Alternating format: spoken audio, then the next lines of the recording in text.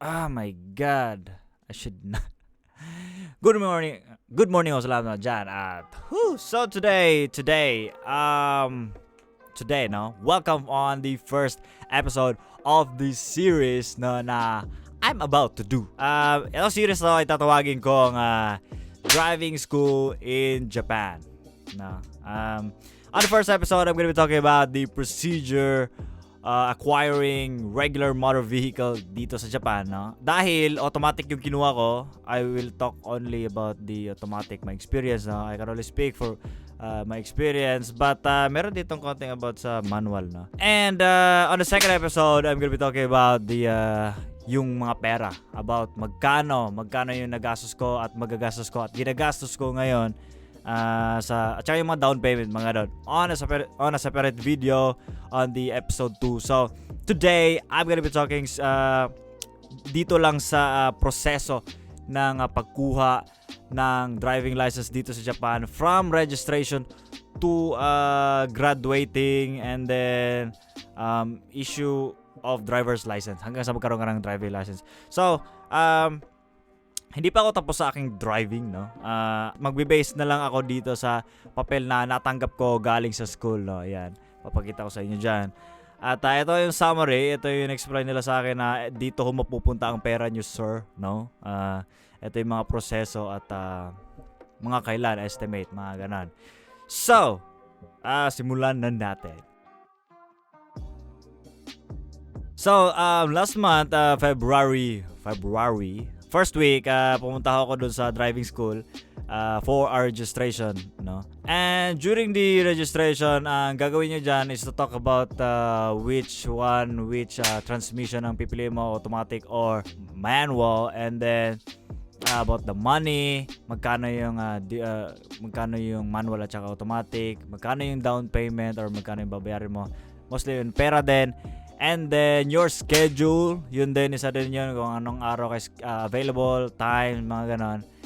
And then lastly, yung libro, doon mo matatanggap. Meron kang matatanggap na 2 libro that day for driving, and yung sa lecture na libro. So dalawa yan, yellow at saka blue for the English. And kinuha ko is semi-English na driving Japanese and then lecture English. So that is called semi-English. Now, dito sa papel, meron ho tayong it divides into 2, no, na first stage and second stage.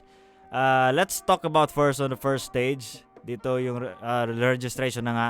And then after the registration, on your first day, yung first day ko ginawa namin is aptitude test and lecture number 1. That was 50 minutes each sa aptitude test, and then 50 minutes on lecture number 1.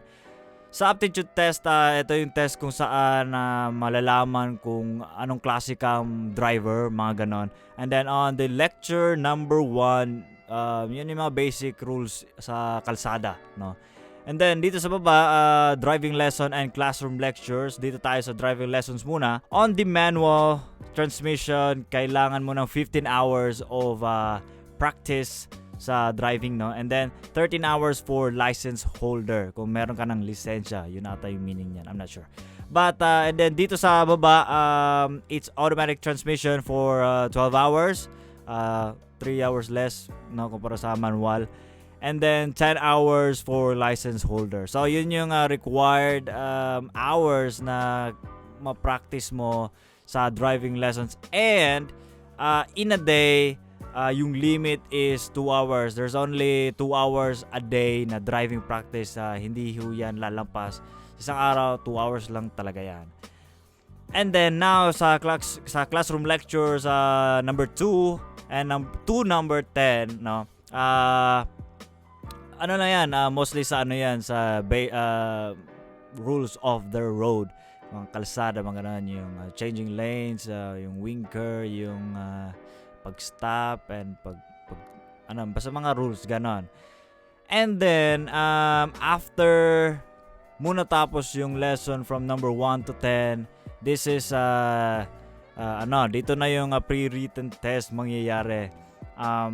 Hindi pa ito yung final test for test learners permit, no? Ito pa yung parang pagpapracticein ka muna before sa final. But kailangan mo itong ipasa yung kahit yung practice para makaproceed ka doon sa final test talaga. So since nung natapos ko na to, nagawa ko na nung 2 weeks ago, I passed it on first try, yung practice practice lang. So I'm okay, I'm good na to go sa final test learner's permit. And then yes, I got 47 and then 48 sa second try na. So I passed. So right now nandito ako sa pass na position. So next ko, which is today, I'm not sure kung today, pero may driving ho ako today. And so dito na ipapasok yung driving lesson na final driving lesson. So ito na yung siguro magiging huli. And then if I pass that, dito na ho papasok yung test for learner's permit. Learner's permit na makapag-drive. Ito yung permit na makapag-drive ka na sa labas. To practice, no? To practice pa lang. For second stage. Yan. And then, so dito yung test for learner's permit. Dalawa yan. In a day, sabi sa akin, is nakaset na to Meron na akong nakaset na araw para dito, which is April 7 ata. April 7 na mag-drive driving test na, and then written test pagkatapos nun. I need it to pass 45 is passing score. And then if you failed dito sa written test, magbabayad ka ng 1,700 for retest, and then dito sa driving test is 6,600. But kailangan mong mag additional driving lesson for 1 hour or depende siguro. And per hour is 4,840. So mga 10,000 mga ganon for the retest, and then sa driving lesson for the extra. Now, if you pass na ngayon, no? Wala pa ako dito, no? So hindi ako masyado komportable magsalita about dito. But it says second stage sa manual and automatic, pareho silang 19 hours. Both license holder and non-licensed, no? 3 hours a day.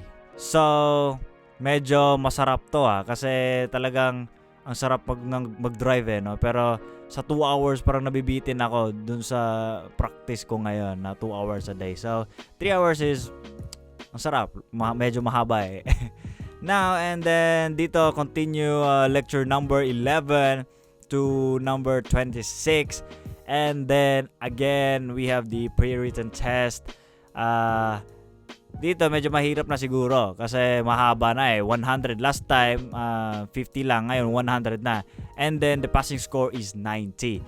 And then now siguro again kailangan ko ipasa yung practice para makaproceed ako doon sa final driving lesson and then sa final driving test for so if I pass that, no, ngayon dyan na yung final driving lessons. And then if I pass that again, the driving lessons, final driving lessons, dito na ako papasok yung final driving test for graduation. But this okay,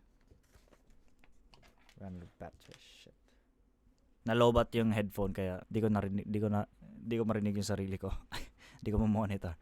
Okay, so this time on the final driving test for graduation, on the graduation test, ang gagawin mo lang dito is yung driving. Yung driving test is sa school, and then yung written test is dun sa ibang lugar. Yung tinatawag nilang test center or license center. On the graduation, driving test lang gagawin mo, and then after that you pass, pupunta ka sa driving license center or the test center, and dun mo kukunin yung dun mo i-take yung written test na kailangan mo ipasa na 90 out of 100. And then if you pass, and then they issued your driver's license finally. So a little bit of information about my driving. Sa ngayon, I'm almost tapos na dito sa first stage.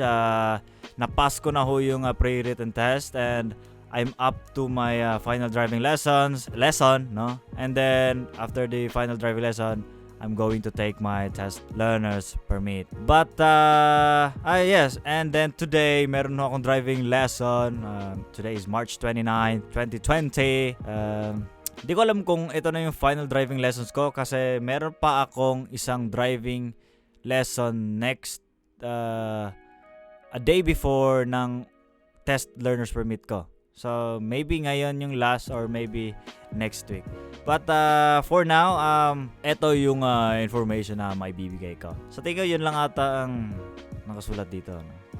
On the, sa second stage, yung pag-aaralan nyo dyan is, again, mostly rules of the road pa rin. Pero, on the lesson 12, 30, 14, is CPR. So emergency first aid, mga ganon. So tingin yun lang ata. And on the second episode again, I'm gonna be talking about more on about sa money, no, sa pera, the down payment, magkano yung nabayad ko nung una and then magkano ang binabayaran ko ngayon kasi hindi pa tapos.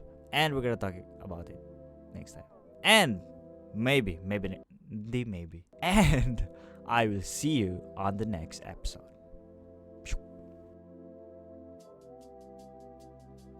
And kung gusto nyo pa naman ganitong klaseng videos, no, stay tuned kasi I'm gonna be talking about more about this, my driving school experience, even my failures and success sa test, no, di ko alam. And hanggang sa makapag-drive ako, I'm gonna document everything. Gusto ko mag-vlog ako someday, no, na mag-drive na ako. And ask me some questions, throw them down below. I will read them on the next videos.